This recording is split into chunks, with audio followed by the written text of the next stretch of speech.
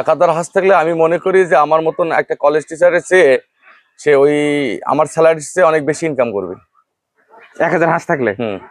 বাবা উনিও একজন রিটায়ার্ড টিচার, ওনার কথা হচ্ছে এরকম যে কোনো ব্যবসায়ী যদি কোনোটা 10 বছর ব্যবসা না করে তাকে ব্যবসায়ী বলা যাবে না।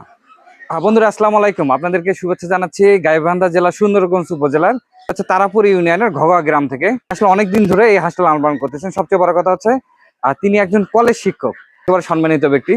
আসলে তার পালন পদ্ধতিগুলো আপনাদের মাঝে শেয়ার করার চেষ্টা করবো। তিনি কিভাবে লালন পালন করতেছেন, চোখবালে কেমন হয় এবং তিনি কিভাবে ম্যানেজমেন্ট করতেছেন, সব বিষয় নিয়ে সুন্দর একটা ভিডিও থাকছে।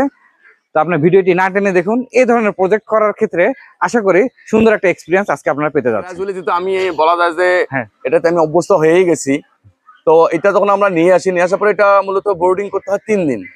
এটা নিয়ম 3 দিন, কিন্তু আমরা আসলে 3 দিনে হয় না, আরো বেশি সময় ধরে বোর্ডিং করতে হয়। বোর্ডিং এ রাখার পরে মোটামুটি আমরা 8-9 দিন ধীরে ধীরে মানে গ্রাজুয়ালি আমাদের যে ন্যাচারাল যে আবহাওয়াটা আছে এটার সঙ্গে খাপ খাওয়াই। এই খাপ খাওয়াইতে একটু সময় লাগে, যে জন্য আমরা 8 দিন 10 দিন 11 দিন সময় নিই। নেওয়ার পরে ওই ছোটখাটো ভিটামিন জাতীয় ওষুধগুলোই খাওয়ানো হয় মোটামুটি, আর এইদিকে সাধারণত ওষুধ দেওয়া হয় না। পরে ভ্যাকসিনের ক্ষেত্রে যেটা আসে সেটা হচ্ছে শুধুমাত্র ভ্যাকসিন আমাদেরকে করতে হয় একটা, ডাক প্লেগ। আচ্ছা, এটা 21 থেকে 28 দিনের মধ্যে করতে হয়। আর পরবর্তীতে বুস্টারটা করার নিয়ম হচ্ছে 15 দিন পরে। তো ওই 15 দিন করতে করতে আমাদের সেলের সময় চলে আসে, যে জন্য আর পরবর্তীতে আর কোনো ভ্যাকসিন করা হয় না। ভ্যাকসিন মূলত একটাই।